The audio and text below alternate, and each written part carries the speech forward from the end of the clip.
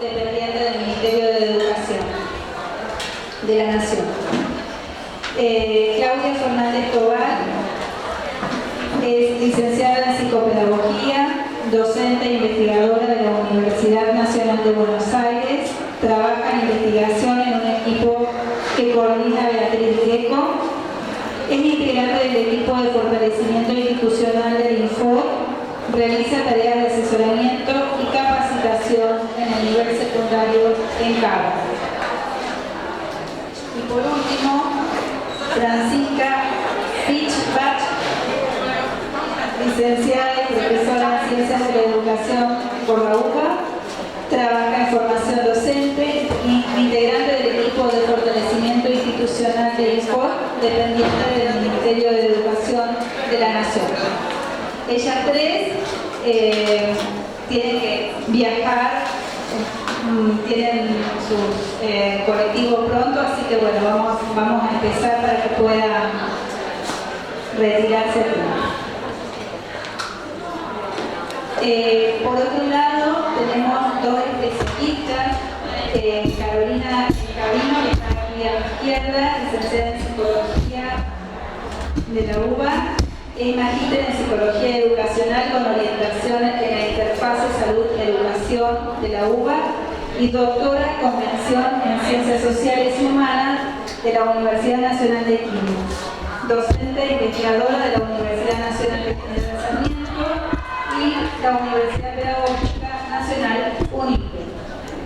Y por último, Vanina Trentín, que es licenciada y profesora en Ciencias de la Educación para el nivel medio y superior y especialista en Tecnología Educativa por la Facultad de Filosofía y Letras de la Universidad de Buenos Aires.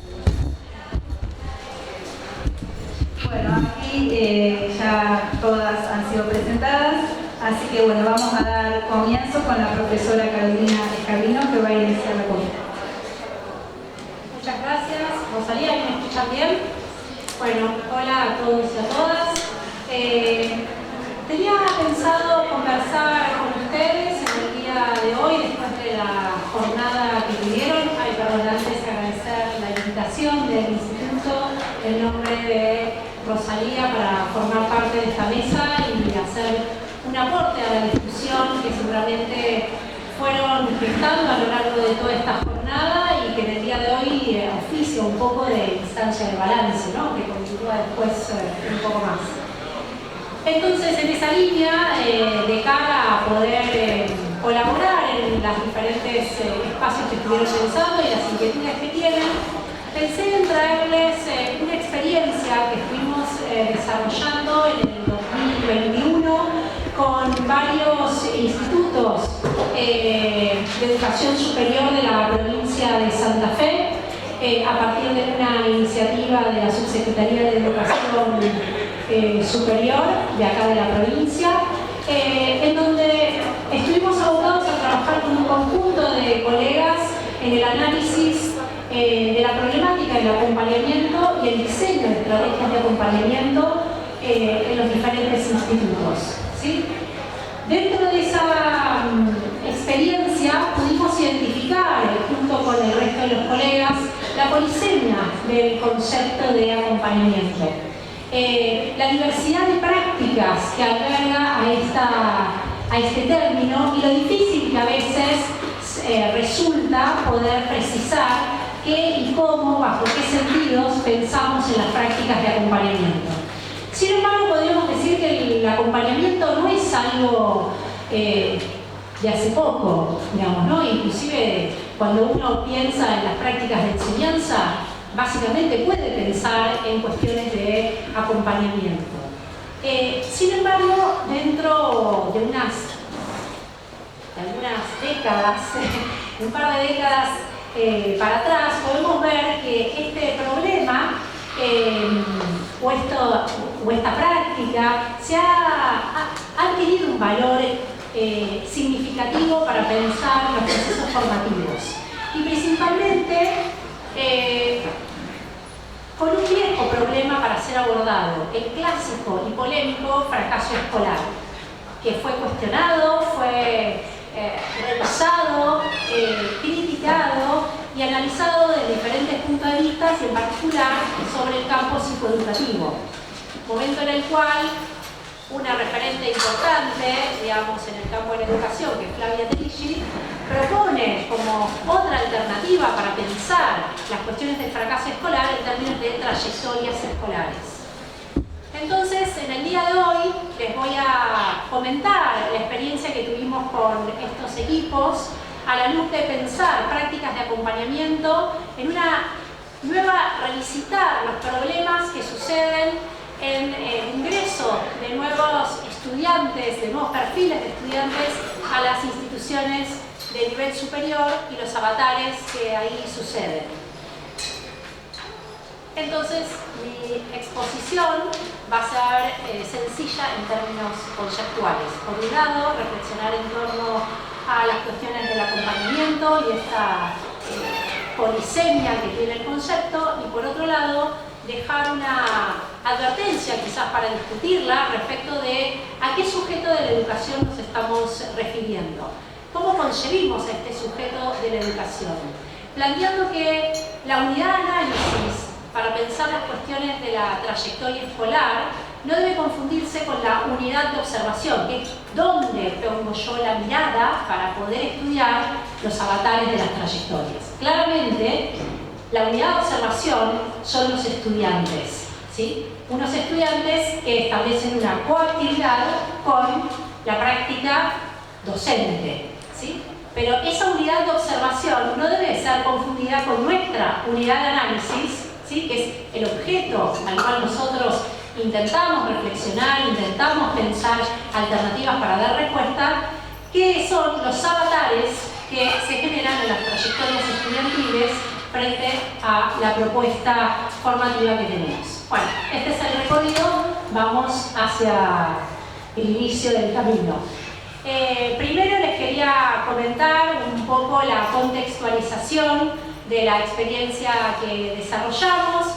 Nosotros hicimos en el 2021 un taller de sostenimiento a las trayectorias estudiantiles en el nivel superior, del que participaron 77 institutos de toda la provincia de Santa Fe, y el objetivo de ese trabajo fue pensar en torno a los diseños de las propuestas de acompañamiento en función de los problemas que surgían en cada una de las instituciones. Ese taller, que estuvo bajo mi coordinación, pero que está también formando parte otros miembros del equipo, como Silvina Simolay, Ana Gracia Toscano y Santiago Esburlati, organizamos una propuesta formativa para discutir en torno a las cuestiones del acompañamiento, con un módulo introductorio donde invitamos a Flavia Teliggi, que nos habló sobre el acceso al nivel superior como transición educativa, a la doctora Paula Pobret, me voy a poner los lentes porque ya no veo nada, sobre el ser estudiante en el nivel superior, problemáticas y desafíos, y finalmente conversamos con Perla Selmanovich respecto de los avatares del deseo de saber en el nivel superior, una relectura a partir de los lazos de fortalecimiento, los lazos forzadamente virtualizados. Las conferencistas nos dejaron ahí como todo un campo de problemas que nosotros volvimos a trabajar con los equipos docentes. Nosotros oficiábamos como de coordinadores de cada uno de los grupos, si bien las temáticas que les llevábamos para proponerles a los integrantes para debatir tenían como disparadores referenciales cada uno. Trabajamos después de escuchar a los especialistas en torno a apropiarse de ser estudiante en la educación superior, cambios, transiciones y transformaciones en el marco de las carreras de nivel superior, y el tercer módulo fueron los modos de acompañamiento y estrategias institucionales de intervención, ¿sí? Todos esos fueron los marcos a través de los cuales estuvimos trabajando a lo largo del 2021 pensando en las diferentes estrategias de trabajo. Lo interesante fue que cuando nos encontramos les preguntamos cómo suelen identificar a las tareas de acompañamiento. Y se armó ahí como una nube, no sé si lo conocen, el recurso es Mentimeter, y cada uno tenía que dejar una palabra y las más grandes son las que más resaltan, ¿no? Entonces decían tiempo, ¿no? Como algo que demanda, después la escucha, el sostenimiento, la empatía, el conocimiento, la articulación, los intereses de los alumnos, etc. O sea, veíamos que había una infinidad de términos que referenciaban a esta actividad. Y cuando le preguntábamos respecto de cuando estás realizando aquellas cuestiones de las tareas de acompañamiento, ¿qué sentís? ¿Sí? ¿Qué sentís que recibe esa tarea que estás haciendo? Varios, no voy a leer todas, pero leo algunas, dice, no siempre es suficiente, el tiempo que dispongo para hacerlo, no siempre puedo acceder a todos, me involucro, pero debe haber una institución que acompañe, el alumno puede confiar en mí, es muy importante escuchar para conocer al estudiante. Y otras frases que ahí circularon. Claramente, eso era el inicio de nuestro trabajo y notábamos que nos abrumaba la cantidad de referencias distintas a través de las cuales hacer esta complejidad en torno a las cuestiones del acompañamiento. Hay una autora francesa que se llama Mea Paul, que también trabajó sobre estos temas y ella habla de la nebulosa del acompañamiento, ¿no? Y plantea que en el acompañamiento pueden haber diferentes estrategias que se estén articulando. Tareas de tutoriado, tareas de consejeros, tareas de mentoring, que son esos pares que ya tienen experiencia, que son referentes para acompañar a otros, ¿sí? También padrinazgos, etc. ¿Sí? Lo que la autora plantea es que en el campo semántico hay una diversidad de maneras de pensar las cuestiones del acompañamiento. Entonces, una de las preguntas que tenemos es ¿cómo estudiar una práctica que difiere según los sectores de aplicación, las instituciones, el perfil o estilo de cada profesional y que tiene por características tener que adaptarse a cada situación? ¿Sí? ¿Cómo podemos pensar esas prácticas? ¿Cuáles son los criterios que podemos establecer nosotros para poder delimitar esas prácticas de acompañamiento? En particular, nos preguntamos de qué prácticas de acompañamiento requerimos cuando estamos analizando procesos formativos. Eso podríamos establecerlo como un primer criterio. Dentro de toda la nebulosa, digamos, del concepto, el campo semántico de esto, podemos plantear que lo primero que tenemos que referirnos es, bueno, nuestros sujetos vienen a buscar una propuesta formativa y ahí va a suceder algo y qué valor adquiere el sentido de acompañamiento en ese marco, ¿sí? Y qué voy a hacer al respecto. Entonces, plantearnos qué decidimos acompañar y cómo lo vamos a hacer. Ahora la pregunta sería, ¿cuáles son esos estudiantes que llegan a nuestras instituciones? ¿Sí?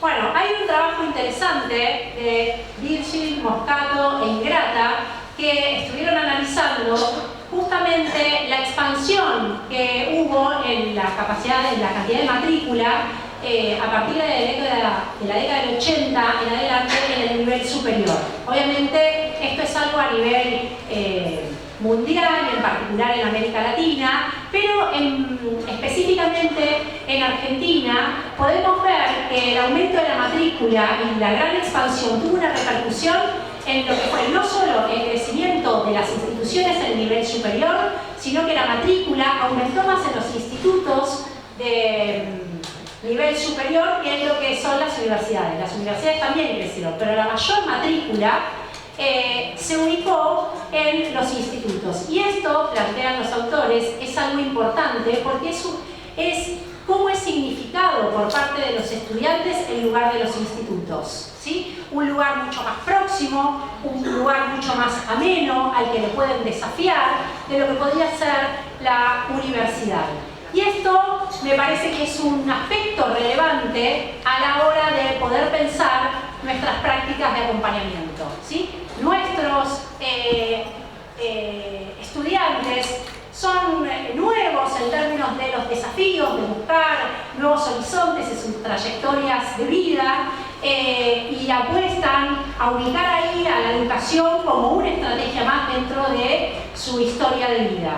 Y los institutos tienen un rol particular del cual es importante trabajar y analizar para después ver qué aspectos del estudiantado podemos considerar para revisar nuestras propuestas de formación, tanto en el propio nivel como en las universidades. Lo primero que estuvimos trabajando entonces son cuáles son las problemáticas que surgían en relación a esta nueva población que ingresa a los institutos, ¿sí? Ahí caracterizamos a esos ingresantes como una población diversa respecto a los recorridos educativos y también diversa en las historias de vida o situaciones de vida que tienen los estudiantes. Hoy por hoy no podemos sostener que un estudiante, en el mayor de los casos, está haciendo una generalidad, busca acceder al nivel porque primero va a estudiar y después va a buscar trabajo. Generalmente lo hacen en paralelo y tampoco podemos sostener que el estudiante primero va a estudiar y después va a tener su familia. Generalmente lo hacen en paralelo, a veces tienen su familia y después se ponen a estudiar. Y eso da dinámicas particulares respecto de cómo enfrentan esos procesos formativos. Respecto de los recorridos educativos, hemos debatido ahí porque muchas instituciones marcaban justamente la manera en que llegan con cierta dificultad, falta de formación en determinados contenidos o habilidades. Aunque también algunas instituciones planteaban que eso era la potencia de poder encontrarse en el ingreso al nivel superior con otra experiencia de vida, entrar en contacto con otros compañeros que les dan nuevas miradas o nuevos enfoques. Claramente, más allá de los debates que esto genera en torno a conceptualizar la diversidad, yo quisiera plantearles que frente a esta diversidad hay dos grandes campos sobre los cuales uno puede pensar las cuestiones del acompañamiento. Una es la constitución del ser estudiante, ¿sí? En estos ingresantes tenemos que pensar cómo trabajar en la constitución de este ser estudiante, que va en la línea de generar la afiliación institucional, la pertenencia a esa institución, conocer las reglas de funcionamiento de esa institución, y por el otro lado, lo que tiene que ver con los avatares de las trayectorias formativas de ese estudiante. Los trayectos, avatares, podríamos decir, en sus diversas modalidades, no presentarse a mesas de exámenes, abandonar temporariamente el proceso de la carrera, después volver, pasar un par de años, haber aprobado pero no quererse presentarse al final y vuelven a recursar otra vez la materia, como esas estrategias que a veces nos pueden llegar a sorprender. Y lo que nosotros pensamos es que tenemos que analizar un poco para estudiar estos avatares en los itinerarios formativos, ¿sí? Y yo me imaginaba como un rally, ¿sí? Que es un camino que está propuesto para que esos conductores puedan avanzar y hay un montón de otra gente que está ahí, en este caso mirando, pero nosotros digamos que estamos asistiendo, docentes que van viendo y que están viendo cómo va la cosa y en dónde efectivamente el auto va a derrapar y lo vamos a dejar derrapar y en qué punto no, y tenemos que hacer algo para contener en esa situación. Así hablamos en los diferentes espacios de trabajo y dentro de las secciones de acompañamiento pudimos identificar con el conjunto de las instituciones que trabajamos dos grandes líneas de acción, de la cual solo acá traigo una. Hay líneas de acción que están definidas en términos de política jurisdiccional, por ejemplo, los cursos de ingreso. Todas las instituciones tienen cursos de ingreso, no hay manera de... si bien cada institución puede adquirir su manera de cómo lo va a implementar, todas tienen que hacerlo, ¿sí? Y después hay un montón de otras acciones, que es donde yo voy a centrar mi atención, que son las que surgen por parte de la propia institución, del análisis interno de trabajo en red, colaborativo y de discusión que tienen entre los equipos docentes respecto de lo que ahí sucede. Acciones que nos permiten pensar las cuestiones del acompañamiento. Lo importante es ver que estas decisiones se tienen que tomar teniendo en cuenta el análisis de los estudiantes, pero no confundir que es el estudiante. Y por eso me gustaba esta frase de Ricardo Vaquero, que se las voy a leer, El aprendizaje o no aprendizaje es obviamente constatable en el nivel del alumno, pero esto no es idéntico a pensar que las causas o razones de aprender o no aprender radican en el propio sujeto. Esto nos interpela cómo trabajar con la diversidad, qué versión del conocimiento ofrecemos a los estudiantes, ya pensando en intersección con nuestro itinerario formativo, qué instrumentos exigimos que dominen nuestros estudiantes y no tenemos que dar por sentado que lo saben dominar, y de qué modo esperamos que los usen y si explicitamos esos usos, y qué cosas sí podemos exigir de nuestros estudiantes de cara hacia esa formación. Básicamente, voy a saltar para ya ir cerrando. El cambio que propone todo trayecto formativo es un cambio en torno a la actividad psicológica, que implica una doble mediación en la actividad sociocultural, que implica una práctica formativa. Si no lo diferenciamos, estamos nuevamente en la nebulosa y todo nos parece lo mismo. Bueno, es todo. Espero que estén pensando en sus diseños y muchas gracias.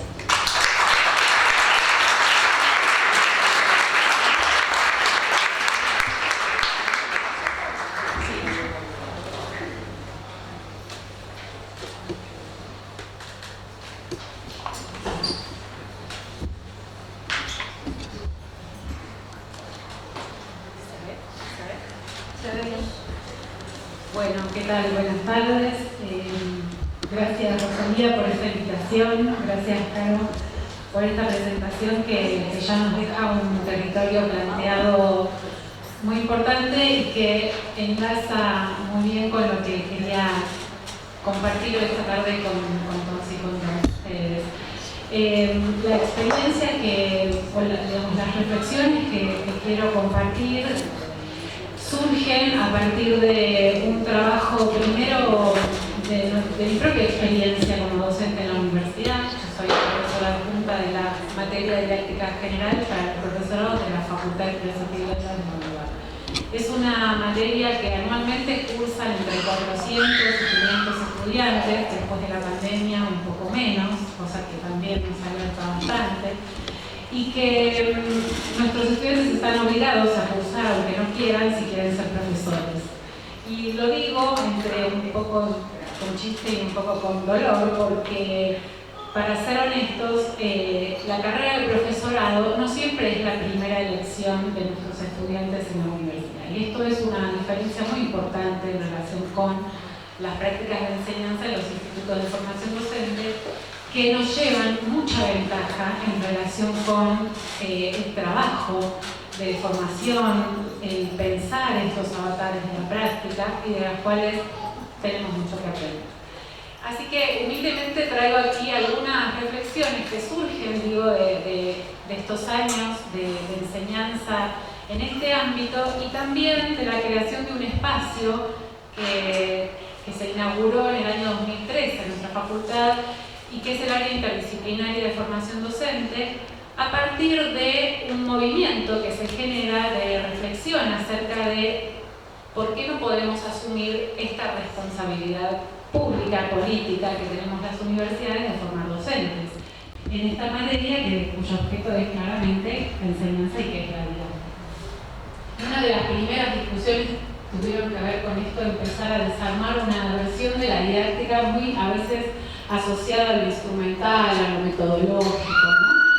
Y que, bueno, claramente todos quienes leemos sabemos que desde hace muchas décadas, diría más de 40, 50 años, ya no se habla más de la didáctica como una técnica, pero sin embargo esta concepción sigue pregnando las prácticas de la enseñanza muchas veces. Así que ahí nos embarcamos. Con parte del equipo empezamos a preguntarnos desde dónde podíamos traer empiria para discutir estas concepciones y nos dimos cuenta que muchas veces se analiza la enseñanza sin escuchar la voz de los estudiantes.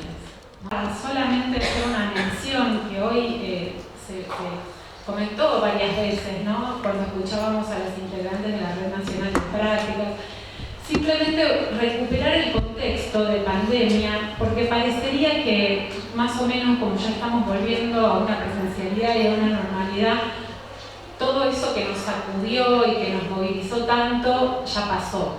Sin embargo, todavía creo que estamos en tiempo de interpretar cuáles son las consecuencias de todo ese movimiento, ¿no? Un movimiento que implicó a nivel mundial que 191 países, de los 197 que existen en el mundo, cerraron las escuelas.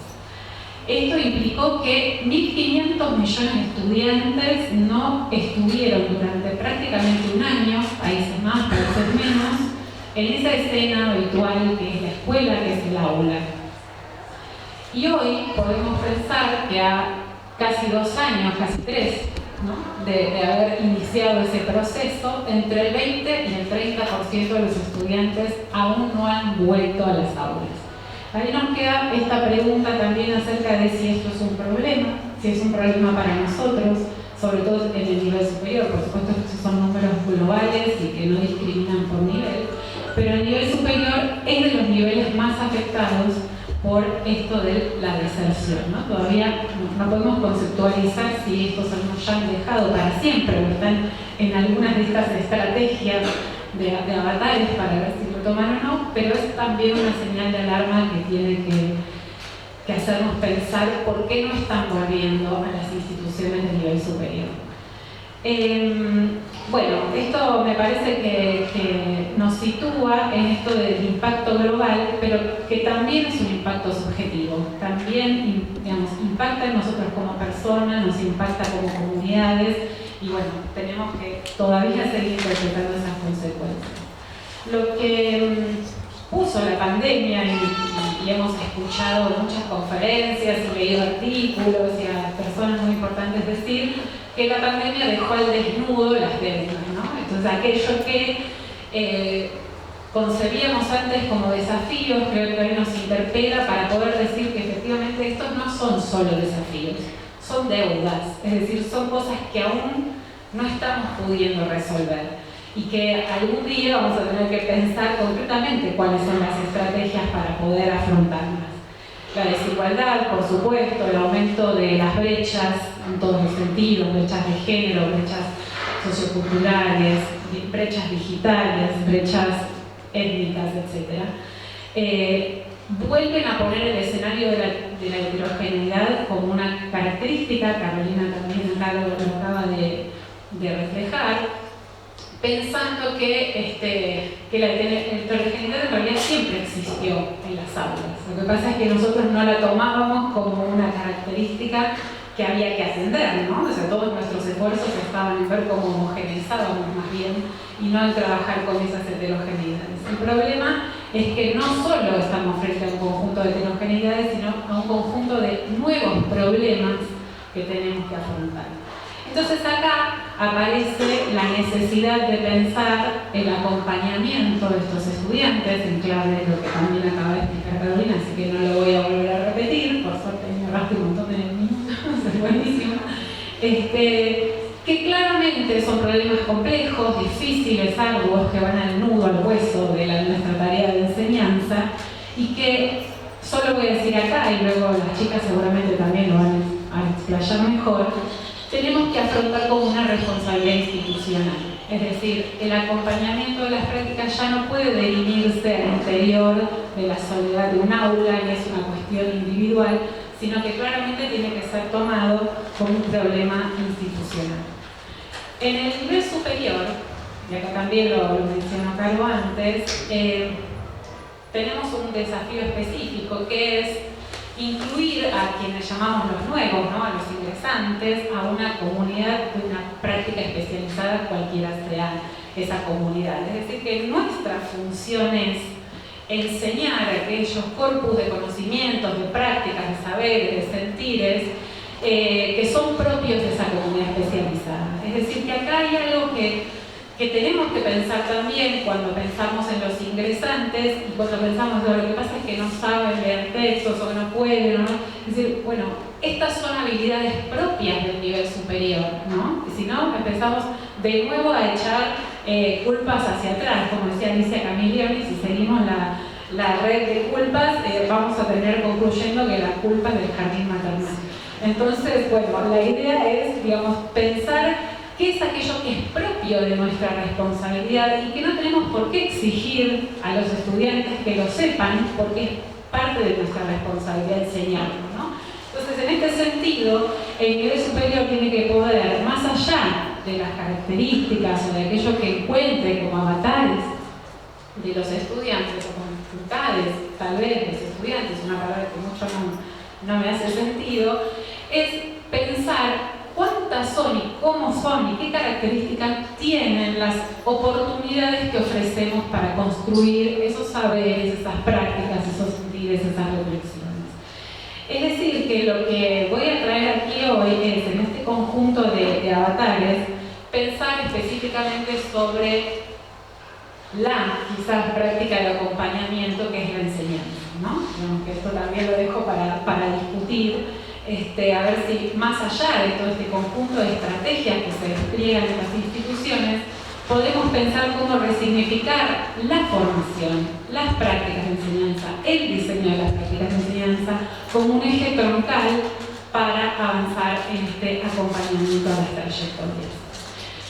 Para eso les traje otra imagen también, una metáfora que está no tan divertida, es un poco más abstracta. Es de una obra, de una instalación de un artista argentino que se llama Leandro Erlich, que la llevó por todo el mundo. Esta foto de esta imagen se toma específicamente en el Museo Malva, el Museo de Arte Latinoamericano en Buenos Aires, y que es una instalación que tiene un aula vacía detrás de un vidrio y que tiene antes de esa imagen, antes de ese vidrio, una sala toda negra, sin iluminación, con, digamos, tarimas, en donde los participantes entran, se sientan, ocupan lugares y por efecto de la luz se ven las personas reflejadas en el vidrio y por lo tanto habitando esa aula que en realidad está detrás del vidrio. En una nota que escribió Carlos Esquela, alguien que seguramente conoce mucho sobre esta imagen, dice: se diría a simple vista que estamos frente a una escena habitual que nos recuerda un paisaje de nuestra infancia o un pasaje interior, lo que podría significar lo mismo. El aula donde hemos pasado buena parte de nuestra vida, donde quizás hemos decidido algo de nuestro destino, el sitio donde cierto tipo de alegrías y cierta forma de humillación nos hizo descubrir el mundo más allá de nuestras narices. Pero en una milésima de segundo, cuando uno se apoya y se sienta en las estructuras que permiten asistir a la escena común, un golpe de ojos hace conmover el cuerpo y sacudirlo de la pereza adulta. Ya no estamos fuera asistiendo a una suerte de imagen consabida y tal vez melancólica, sino dentro de ella como espectros de nuestra propia infancia. Me parece que la imagen y la palabra poética, siempre iluminadora de Carlos, es una interesante metáfora para ver esa escena de la enseñanza en el adentro afuera, ¿no? Para ver cómo estamos ahí involucrados en esa escena y también para reconocer, primero eso como docentes, pero también que nuestros estudiantes y nuestras estudiantes también están adentro afuera de la escena de la enseñanza. Me permito empezar con una primera pregunta y hacia el final vamos a dejar tres que quizás nos puedan abrir al debate posterior. Y es que a partir de esto me gustaría imaginar sobre qué principios entonces nosotros tendríamos que construir nuestras prácticas de la enseñanza de modo tal que podamos acompañar mejor las trayectorias de los estudiantes. Y frente a esto y frente a la imagen que acabamos de compartir, lo primero que nos surgió en el equipo fue enfrentarnos a una conclusión casi paradojal. Y que es, por un lado, reconocer lo que ya muchísimas investigaciones dicen, que es el alto impacto que tienen las biografías escolares en la construcción de las prácticas de enseñanza. Y cómo inmediatamente en una escena de enseñanza uno recurre más a esos esquemas internalizados, aprendidos en nuestro espacio como estudiantes que en todo aquello que hemos reflexionado y súper reflexionado y recontra resignificado en el momento de la formación. Y ahí mismo aparece también otra idea que es, entonces, la formación tiene bajo impacto, ¿no? Entonces, podríamos pensar al mismo tiempo cómo esta cuestión de la fuerza de las huellas de nuestra trayectoria como estudiantes no logran permear las actividades de la formación, o al revés, ¿no? ¿Qué pasa? Que no podemos permear desde nuestras prácticas de enseñanza esa fuerza primante que tienen las biografías escolares. Situaciones de enseñanza que se ajusten a estas características, ¿no? Por eso hablamos de rasgos, digamos, de sesgos que en todo caso tienen estas prácticas. Lo primero que los estudiantes reconocen es que las experiencias que les resultaron transformadoras fueron disruptivas. Es decir, esto nos hizo pensar también en una frase de Jorge Bárcena que dice: el proceso de formación empieza con el disloque, ¿no? Con algo que no encaja, con algo que no está dentro de lo esperado. Y esto lo conceptualizamos como experiencias que interrumpen de alguna manera la biografía escolar, ¿no? Que la interrumpen, que la incomodan, que producen perplejidad y que la interrumpen a partir de distintos tipos de estrategias que fundamentalmente tienen que ver con alterar lo que llamamos las lógicas de la formación y que ya desde hace 2 años venimos diciendo muy fuertemente que son las coordenadas del tiempo, el espacio, los agrupamientos, el currículum, etc. A su vez son experiencias o son prácticas que fueron diseñadas con ese propósito, es decir, que no es que salieron de casualidad y que de golpe nos convertimos en disruptores, sino que desde el principio tienen un propósito subalterno, ¿no? Es decir, un propósito de modificar esas lógicas y que son el producto de construcciones didácticas muy complejas, ¿no? Y esas construcciones didácticas complejas involucran a grupos, a colectivos y formas muy complejas también de colaboración, ¿no? Con distintos roles, con distintas énfasis, con distintos tipos de perfiles. Voy a leer acá algunas características de estas construcciones complejas, de estas construcciones didácticas complejas, muy brevemente, pero que también podemos avanzar más adelante, ¿no? Lo importante de ellas es que no son solo una juxtaposición lineal de actividades aisladas, ¿no? Sino que implican un diseño que articula, podríamos decir en términos de Mariano Maggio, que ensamblan, ¿sí? Actividades, recursos, espacios, tiempos, actores, problemas, recorridos, agrupamientos diferentes de estudiantes, agrupamientos diferentes de docentes, y que todo eso habilita permanentemente la resignificación, la reapertura, la problematización. Son experiencias que sumergen a quienes participan en un entorno de tipo inmersivo, es decir, que nos toman, que nos cooptan, ¿no? que nos dejan ahí pensando permanentes. Para también ya ir cerrando, quería retomar la idea del acompañamiento a la trayectoria, entendiendo que la formación se da en lo que hemos denominado una intersección temporal, ¿no? Es un continuo, pasado, presente, futuro, digamos, acontece hoy, el hoy de la formación es ahora, pero permanentemente refiere a un sujeto del antes, donde la biografía nos está trayendo el pasado permanentemente y donde nosotros intencionalmente estamos apelando al futuro porque todo el tiempo les estamos diciendo cuando ustedes, ¿no? Entonces, esta intersección temporal es una clave de lectura que creo que tenemos que seguir investigando qué implicancias tiene para la formación, ¿no? Esto de que no hay límites demasiado claros en relación con esto. Por eso es que llamamos a estos principios,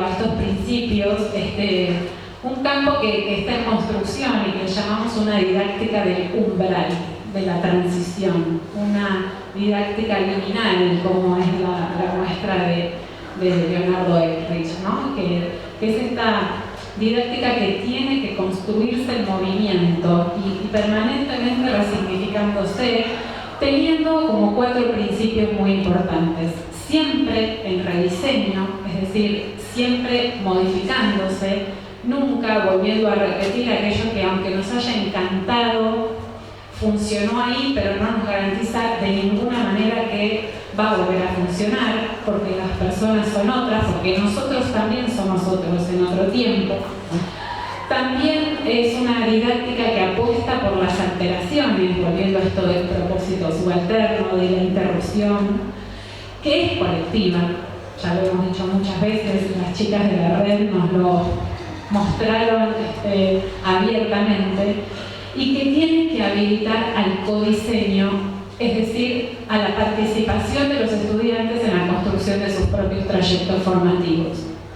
Y cuando digo esto, lo digo subrayándolo con resaltador en la formación docente, ¿no? De ninguna manera podemos dejar afuera a los estudiantes en el proceso de toma de decisiones acerca de aquello que resulta efectivamente formativo, y no solo porque hay que preparar una enseñanza a la medida, sino porque si no, nunca van a ser protagonistas, ¿no es cierto?, de su propio proceso.